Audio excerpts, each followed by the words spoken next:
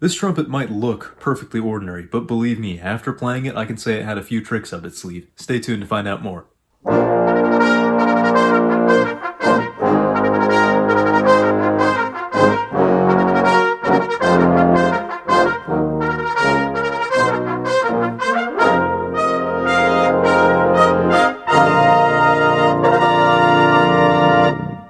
Hey everybody, welcome back to the Samuel Plays Brass channel. I'm your host Sam, and today I will be reviewing the Kanstul Model 900 Custom Class Trumpet. As it stands at the time of uploading, this trumpet is currently available at Clearwater Music for purchase, so if you find yourself interested after watching this video, feel free to give us a call during business hours, or come visit if you happen to be in the area. With that, let's move on.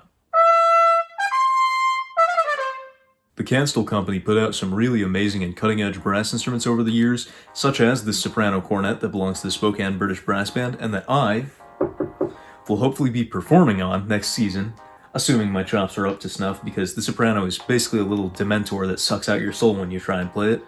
Unfortunately, though, the Kanstul company is now but a legacy. They just recently went out of business and sold their assets, which is a real shame.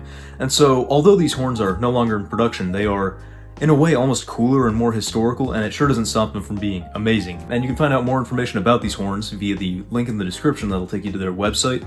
It's really good that they decided to leave their website up because, to be honest, Kanstul model numbers and serial numbers are really hard to pinpoint and identify and interpret in context.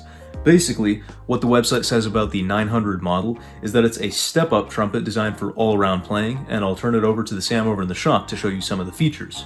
Thank you, Studio Sam. We'll now take a closer look at the Kanstul 900 model, starting with the inscriptions on this instrument. On the bell, we've got the Kanstul logo, Custom Class, Kanstul Musical, Anaheim, California, USA. Yes, that whole mouthful. And speaking of mouthfuls, the way we find the model number on this trumpet is by looking under the right-hand pinky saddle, where it rather verbosely says the words 900 rather than the digits 900, which I find interesting. We've also got a serial number on the backside of the valve casings that's in the lower 3000 range. Aside from that, this trumpet is fairly standard other than the fact that it's got a reverse lead pipe here. It's got fixed first and third slide adjusters for intonation correction on the go, and 2 water keys. Overall, it's not much to write home about initially, but it's a fine playing trumpet as we'll go over now. Back to you, Studio Sam. Alright, thanks for that, Shop Sam. I'll list off a few technical specifications now just to round this off. This trumpet is built on a .460-inch medium-large bore, very standard, and it's equipped with the Model E bell, which is 4 7/8 inch in diameter at the flare, also standard, and it bears the rather wordy and stereotypical moniker of hand-hammered, one-piece, yellow brass bell, according to the website. That is a line that you see describing almost any professional trumpet, to be honest, but we'll mention it anyhow. And also worthy of note, according to the website, is that this instrument features hand-lapped valves. Certainly, Kanstul valves tend to be very high quality, like on this soprano. They're pleasantly light and springy to the touch, and they really feel as though they have been hand-lapped and worn in just right. Assisting me in my discussion of how the Model 900 plays are 2 of my favorite trumpets back there. Firstly, this is my main horn, the Yamaha YTR 8310Z designed for Bobby Shoe. This has been my main horn for 7 years, and so I'm very much used to the way it plays, and it's got a reverse lead pipe setup the way the Kanstul does. But what surprised me about the Model 900 is that it doesn't play as similarly to this reverse lead pipe horn as I expected. In fact, it almost plays more similarly to heavier braced box strad type horns like this Yamaha 6335. And the way that manifests itself is on the Kanstul, I found much firmer slotting than I expected throughout the register, and frankly, thinking about it, since this is an all-around step-up model, it may be to accommodate people who are used to the heavy-duty, heavy-braced instruments like the box strad, which I think unfortunately for people like me is the vast majority of the trumpet playing world. So while the Kanstul 900 might not have as fluid or connected of a feel through its range as something like my Bobby Shoe, it certainly has a very strong low, middle, and upper register, and everything slots nice and firmly, like I said. It's got a nice notch that it lives in, and you can feel really confident about hitting the notes dead on. The trouble is there are a few strange intonation quirks. Firstly, B naturals on any octave, a strange note to have trouble with, were really liable to sit flat for me. That's not something I usually experience, and it seems like a rather large oversight and easily correctable mathematical imprecision that this trumpet would have come out of the factory with a too long second valve slide. So I would highly doubt that that's the case, but nonetheless, B's were sitting rather flat for me. They were sagging considerably.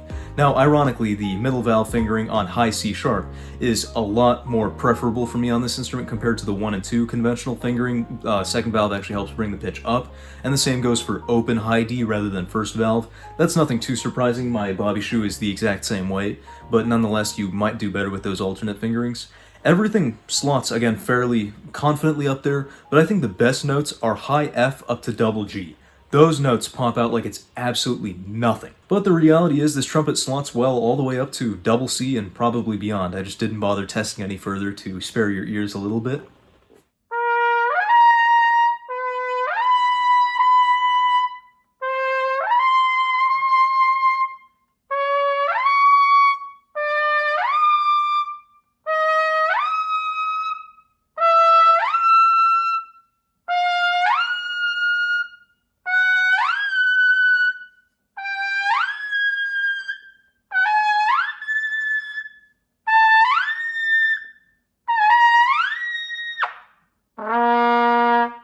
Now, I did mention that this trumpet felt a little bit more like a box Strad to play than what I expected. It's a little bit more of a squared-in feel, but that is not to say its sound is anything like a box Strad.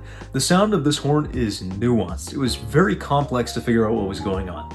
It's sort of got this dark and creamy center with a little bit of shimmer around the edges, but not nearly as much as some other trumpets. And the high register on that note sounds a little bit more like a principal trumpet than a lead trumpet, if you will. So I'd say it's fairly strong for, the wind band or orchestra where you just want to soar over the top of the ensemble instead of punching through to the back wall.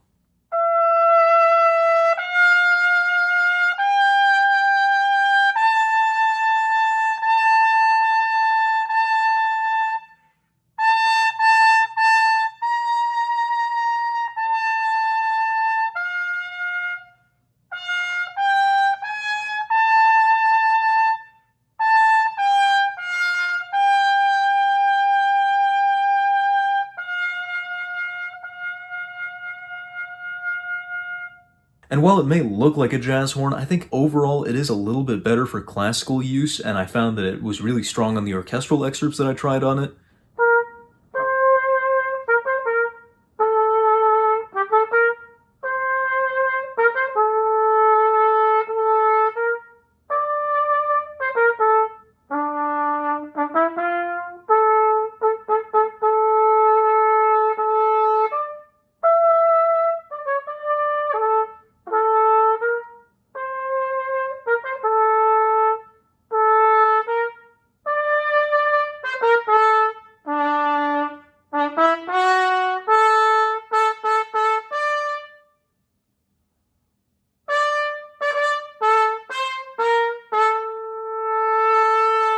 But it's also got a lot of whispery sort of subtone in the softer dynamics, as you might have heard, which I think would probably make it good for a jazz combo, even if not necessarily the big band so much. Now, a note to add here, especially for my more reading-inclined viewers who might have opened the video description at some point, yes, I was playing a Schilke 20 mouthpiece, which is a little bit of a pig for most things in trumpet playing, but the fact of the matter is that's what I usually use to test horns, and a lot of horns have sounded really, really bright even with that massive Schilke 20.